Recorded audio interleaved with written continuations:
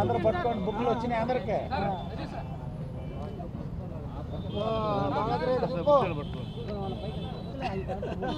ఎంత క్రాస్కి వస్తే అది బాగుంటుంది, క్రాస్గా ఉంటుంది. గడిచిన 4 సంవత్సరాల పైగా వైఎస్ఆర్ కాంగ్రెస్ పార్టీ అధికారంలోకి వచ్చిన నాటి నుంచి ఈ రాష్ట్రంలో బలహీన వర్గాలపై జరుగుతున్నటువంటి దాడులు, కేసులు, హత్యలు, భూ ఆక్రమణలు, అరాచకాలపై తెలుగుదేశం పార్టీ 4.5 సంవత్సర కాలం పదే పదే తెలియజేసిన ఈ ప్రభుత్వంలో ఎటువంటి చలనం లేదు. ఈరోజు తెలుగుదేశం పార్టీ ఓ బుక్ రిలీజ్ చేశాం. ఈ రాష్ట్రంలో వైఎస్ఆర్ కాంగ్రెస్ పార్టీ అధికారంలోకి వచ్చాక 74 మంది తెలుగుదేశం పార్టీ ఇతర రాజకీయ పక్షాల బీసీ నేతల్ని దారుణంగా హత్య చేశారు. 5,000 మందికి పైగా దాడులు, ఆస్తుల విధ్వంసం. వీటిలో ఏదైనా ఒక్కటైనా నిజం కాదని చెప్పే ధైర్యం వైఎస్ఆర్ కాంగ్రెస్ పార్టీకి ఉందా అని అడుగుతున్నాం. ఈరోజు సామాజిక యాత్రలని చెప్పి ప్రజల్ని, బలహీన వర్గాలను మభ్యపెడుతున్నటువంటి వైఎస్ఆర్ కాంగ్రెస్ పార్టీ ఆదరణ, ఇతర బీసీ పథకాలు ఏమైనాయో మాట్లాడే పరిస్థితి లేదు.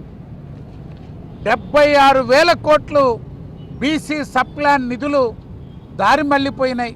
మన జిల్లాకి కూడా మొట్టమొదటిసారిగా నారాయణ గారి తర్వాత మంత్రి అనిల్ కుమార్ గారికి మంత్రి పదవి వచ్చిందని చెప్పి పార్టీలకు అతీతంగా బీసీలు సంతోషించారు. ఏమైంది? ఇరిగేషన్ మంత్రిగా ఏమో కానీ తన సొంత జిల్లా, సొంత నగరంలో బీసీ భవన్ కూడా నిర్మించుకోలేని మంత్రి పదవి అనిల్ కుమార్ గారు ఎలగబెట్టారు. అంబేద్కర్ గారు ఎస్సీ ఎస్టీలకి భారతదేశంలో రిజర్వేషన్ ఇవ్వబట్టి ఈరోజు వాళ్ళందరూ ఐఏఎస్, ఐపీఎస్, ఐఆర్ఎస్ ఆఫీసర్లు, వాళ్ళల్లో ఎంతో డెవలప్మెంట్ వచ్చింది, చైతన్యం వచ్చింది.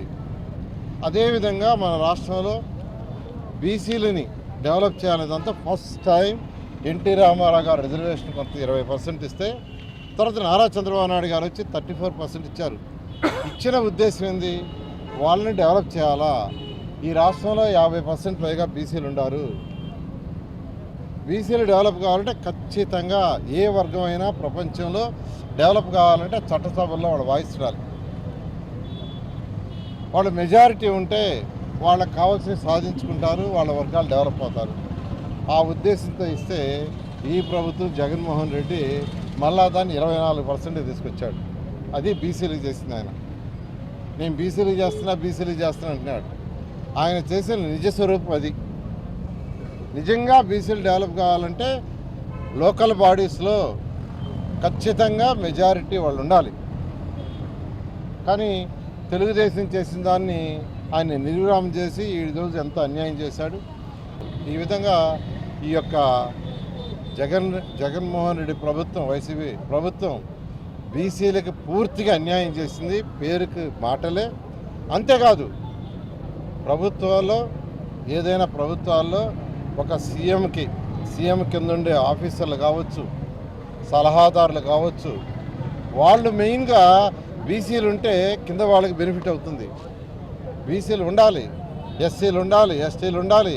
అన్ని వర్గాల వాడు ఒక మినిస్టర్ కానీ ఒక సీఎం కానీ తన కింద ఉన్న వాళ్ళు అన్ని వర్గాల వాళ్ళు ఉండాలి. ఈరోజు జగన్మోహన్ రెడ్డి యొక్క సలహాదారులు, ముఖ్య సలహాదారులు ఒక్కరైనా బీసీలు ఉండారా అంటే ఒక్కరు లేరు. ఒక్కరు కూడా సలహాదారు లేరు.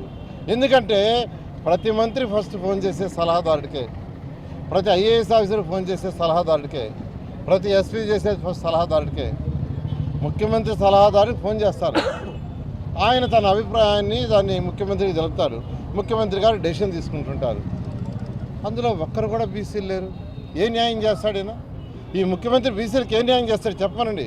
ఒక్కరన్నా బీసీలు ఉండాలా? అక్కడే తెలుస్తుంది జగన్మోహన్ రెడ్డి గారికి బీసీల మీద ఎంత ప్రేమ ఉందో